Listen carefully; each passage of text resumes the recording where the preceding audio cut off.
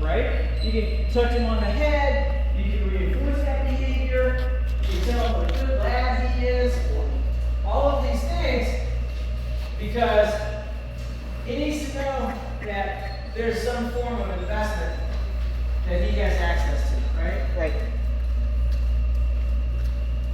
Okay, so right about turn, right about, there we go.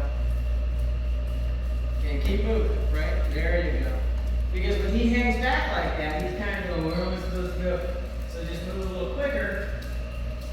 Short, lengthen your leash just about 2 or 3 inches. There. Lengthen it? Okay. Lengthen, yeah. Because again, if the leash is tight, mentally he has no place to go. So we have to help him pick where to be. Does that make sense? It does. If we give him the option to choose, they generally make the right choice. Okay? Right. Unless they're really, really practiced. Because you don't want constant pressure, because then it's like, They don't learn anything. Right. And all they do is learn how to fight pressure. Right. Right? And that goes in line with, there's 2 things that dogs struggle with a lot. One is resources, access to resources. And the other one is essentially self-reinforcement. So we have a tendency to allow them to self-reinforce with resources that we provide them. Walks, the best spot on the couch, all these other things. Access to their favorite people, access to their favorite toys. Yeah, don't just walk in circles, right? You can make corrective actions and you can stop and sit occasionally, because we're not asking the dogs to be a robot, right? When you're out in the real world, other things happen. Once you plant your feet, though, you need to stop fidgeting, right? So when he's not paying attention to you, what he's doing is looking to access things that he feels are more interesting than you, right?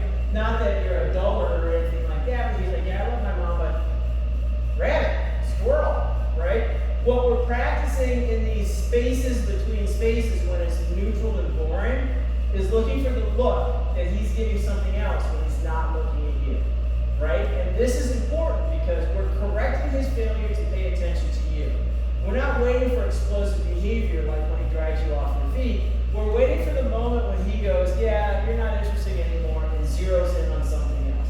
Like when he first looked at Pearl, right? Oh, what's that? I'm excited. That's the moment that you actually make that correction happen. You don't wait until he explodes. And the correction would be And about turn.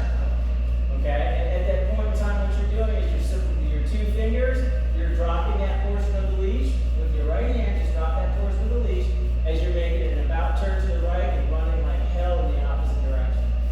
You let the leash and the collar do the work. You don't yank on the dog at all. Right? And at this point in time, because he is a clever dog, and he's already learned, yeah, I can't, you're not going to be able to correct it in here, right?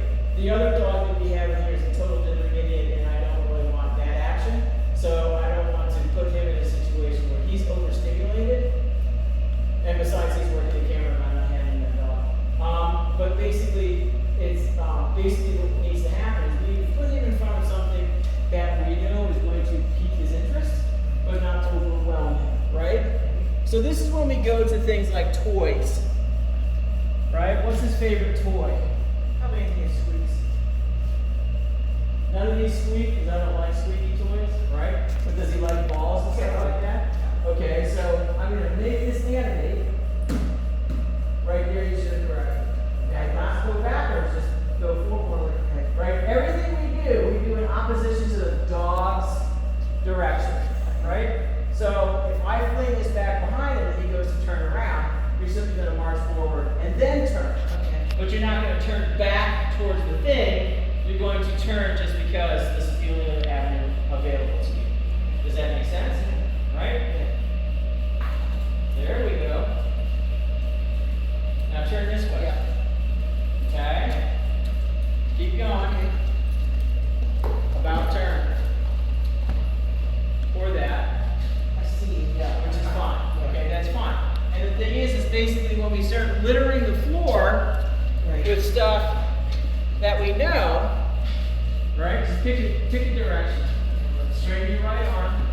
Okay, get rid of some of that leash. Hold it the way we showed you. Keep going. Don't yank on them. Just move, right?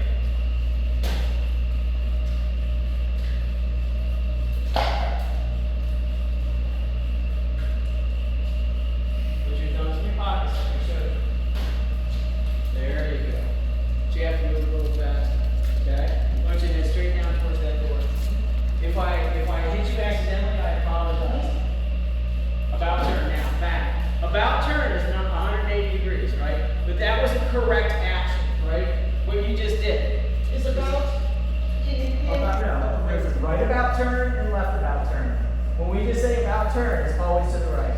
Always to the right. If I say left about turn, it's to the left. But it's 180 degrees. You go out, you turn around, you go back. Okay? Make sense? You gotta tell them what you want. Don't just leave them guessing. Right? Well, it's too late now. You gotta tell them before you start. Okay. Pick them up, catch your leg. Hurry. Good dog. Because again, you have to give him a reason to stay invested in the process. Good leg. Now slide your left hand down the leash. Right hand next to left hand. Sit. Much better. Okay? But again, tell him to sit before you stop. Okay. It doesn't matter right now, but once you start getting a little more practice, it's gonna make a lot more sense. Because again, if we keep his ears and eyes on us, he's not worrying about the other stuff. Say the command before we actually start. Right before you stop, right? Because your hands, you're slowing down, then your hands get into position, then you say sit, and then you stop, right? It's a 4-beat process, okay? The left leg always leads, left leg always stops. Hurry. Catch up, buddy. Ooh, very nice. Yay. And again, don't always turn in big circles, right? Life isn't lived in the right lane. Turn left occasionally. Like now, turn left.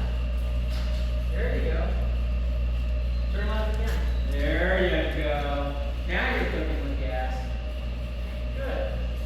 And then when you go for the next straightaway, keep walking, slide your left hand down the leash. Sit. Beautiful. He's a little too far back, but I don't care, right? At this point in time, what we're looking for is successful approximations. You're not going to get perfect. This is his first real lesson. He's kind of going, what? Right? So he's a little bit, I was so used to getting away with everything.